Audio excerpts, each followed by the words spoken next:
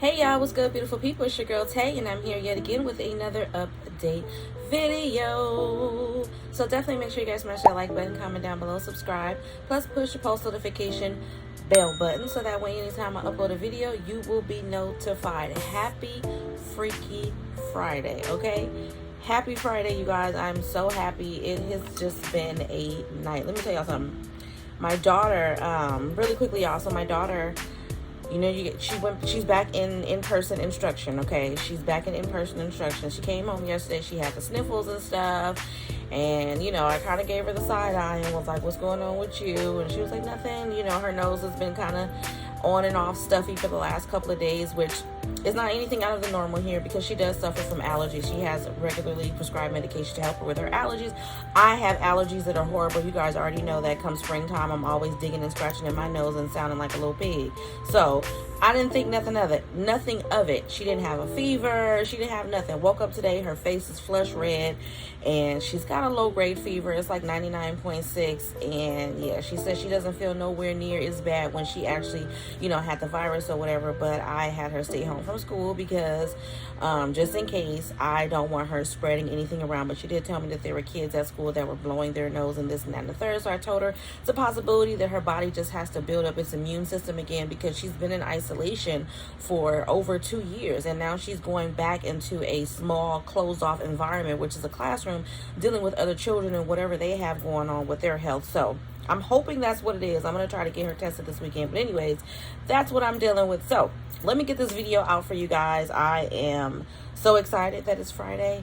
I'm so excited that I'm off tomorrow. And yeah. So moving on from that, the first bit of news I want to talk to you guys about is what's going on in Georgia, okay? Not sure if I read this to you guys, but it says 3 children in Georgia. Let me put this here. 3 children in Georgia have now tested positive for the monkeypox, okay? Newly updated state information was released just recently. It says the Georgia Department of Health did not immediately respond to ABC News requests for comment on these cases, okay? Newton County School System, which went back to school in early August, confirmed to ABC News that at least one child at Mansfield Elementary in Mansfield, Georgia, has tested positive for the virus, and one student at Flint Hill Elementary in Oxford, Georgia, is currently undergoing testing. Okay.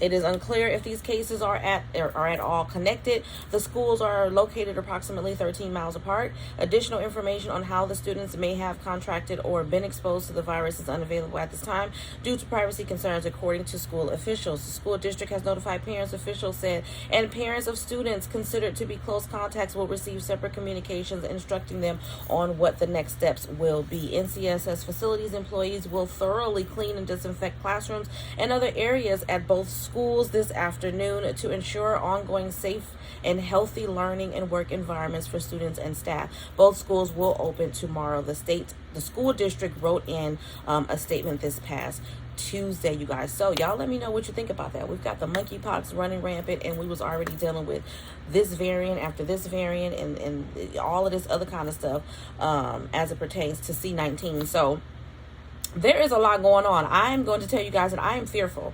I looked at my daughter yesterday when I saw this article, and I was like, yeah, this is exactly why I didn't want you to go to school. For one, because I didn't want you to get sick back and forth and back and forth and back and forth.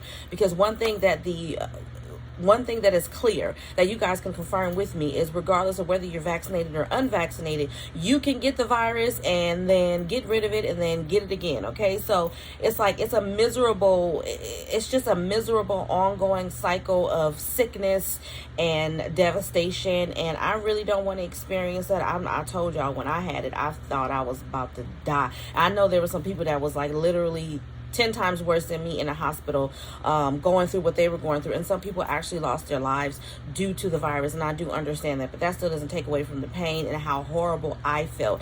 I felt so weak, and I can't even say weak. I just felt like my soul was literally ready to tiptoe on out of my body. That's how bad it was. This is day 1 after symptoms showed up for me. So I can only imagine. Okay, moving back onto this article, though, it says across the state of Georgia, at least 15 children ages 17 years and younger have received their first monkeypox vaccine dose, state data shows. Separately in Texas, officials confirmed that a previously confirmed monkeypox case case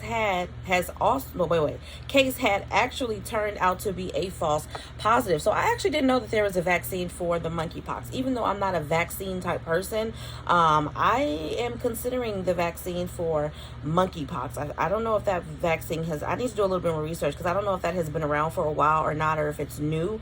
But, you know, I was inoculated, I think that's the right word to say, when I was a child. My dad and my grandmother took me to get the proper vaccinations when I was a child. You know, you have to get them in the state of California if you want to go to school. I know they used to allow you to bypass that with like a religious reason or other reasons, but I got all of those when I was a kid, and I do think that they have helped me in some way, shape, or form.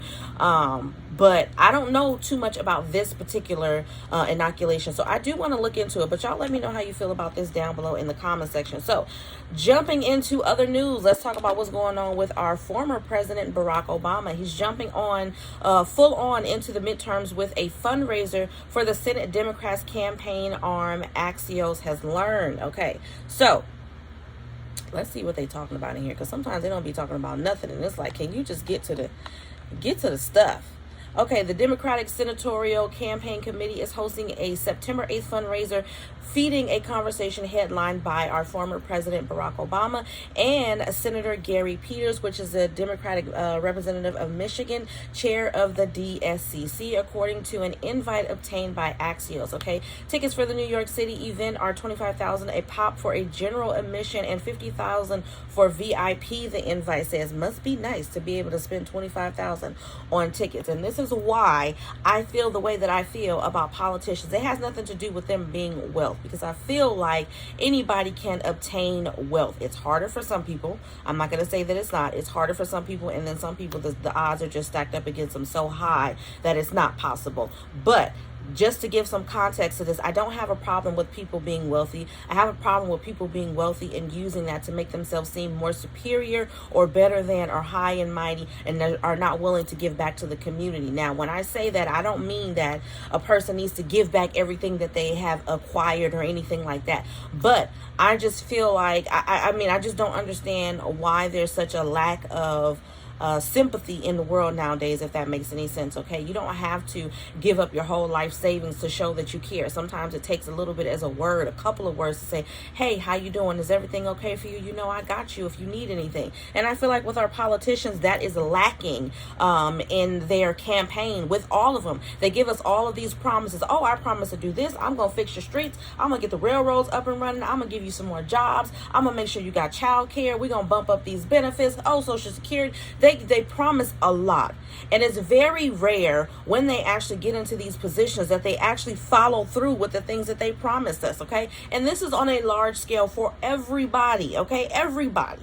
I cannot sit here and say that as long as I've been paying attention, because I haven't been paying attention for as long as I've known about politicians and stuff. Let me just say that. Okay, I'm not going to sit here and pretend to be knowledgeable about all things political, because I'm not. But I will say that since I have been paying attention, I have found it to be almost impossible or not likely that every politician gives or provides everything that they promised when they were campaigning. Okay, so we're going to leave that on that. The former president is also headlining on August the 30th fundraiser for the National Democratic Redistricting Committee. This was reported on Monday. The event is being held at Martha's Vineyard with NDRC President and former Attorney General Eric Holder. So we've got our former president backing some people. I don't know if that's going to make much of a difference. I don't want to sit here and tell you guys that I think that you should move forward and be behind whoever he's behind, because I still think that you need to be in alignment with whoever is speaking to you personally. Okay, if that makes any sense. Whoever theories and ideals about how the country should be ran, how the state should be ran, or whatever, I think that that's who you should communicate. I mean, I think that that's who you should vote for. With that being said, because there's quite a few people that, you know what I'm saying, I just have to be real. A couple of y'all is a couple of cuckoo birds. Okay, I'm not talking to the people that are not, but y'all know what I'm trying to say. There's a couple of people in the world that are non-political, that kind of sit back and have their popcorn, look at the TV, and judge everybody. Those are the ones that I'm talking about, who don't make no sense at all, okay? Qualifying rent control tenants living in Santa Monica who cannot afford to pay rent, rent increases over 3% due to the virus will be protected by a new emergency temporary eviction moratorium beginning September the 1st. Now, I am going to look into more eviction moratorium protections. I haven't gotten a chance to do it, but I'm going to spend the time this weekend to see if there are any additional eviction protections, not just in the state of California, but across all of the states, and I'll give you guys that information as soon as I find it, okay? Earlier this summer, the Santa Monica Rent Control Board reluctantly approved a maximum 6% monthly rent increase for the rent control year beginning September the 1st. The increase is in accordance with an algorithm tied to inflation, and came about despite board members expressing anxiety over tenants' ability to make their monthly rent, which could increase a maximum of $140 per month under city rules currently in place. The newly approved eviction moratorium is targeted to rent burden tenants who are under financial stress due to the virus and who stop paying rent due to a monthly rent increase above 3%. It protects tenants for the period from September the 1st, 2022 through January the 31st, 2023, at which point council members anticipate new rent control caps will likely come into effect following successful passage of a ballot item up for vote in November. Okay, the eviction moratorium places the burden of proof on landlords rather than tenants, meaning tenants do not need to apply for the eviction protection. Rather, in order to evict, landlords must take their tenants to court and prove that they do not qualify for the protection. I kind of like that idea. Honestly, I like that idea, okay? I still think that there needs to be some type of protections for the landlord as well, because we have to understand that some of these landlords, I mean, if it's just a job, then it's just a job. But if you are the landlord as well as the property owner, then it's a little bit different for you, because you're the one that's responsible financially for the property in which you are hosting tenants, right? And so in that situation, I think that there should be some protections for those who are actually the property owners. It's a little bit different than you just coming in for a job, because your rent, I mean, I've never been a landlord or anything like that, but from what I understand, most times their rent is paid for, or at least a percentage of it is paid for. So they don't have the same struggles, or may not necessarily have the same struggles as someone who has to cover their rent 100%, okay? And considering everything that has gone on, I'm not trying to boast for lazy people, because I do think that if you're just sitting at home again, eating popcorn and trying to watch old episodes of Good Times, or what's a show? I can't remember, but I Love Lucy. I actually like that show, by the way. No shade to I Love Lucy, because that's my jam. But if you're not trying to do anything with yourself, then yeah, I think that you should be evicted. But if you have tried everything, if you lost your job due to the pandemic, if you lost your husband, if you lost your wife, if you have suffered, okay, if you literally have tried every option and you cannot afford to pay your rent, then I don't think that you should be evicted for that. Y'all let me know if you agree. Comment down below and let me know what you think about that.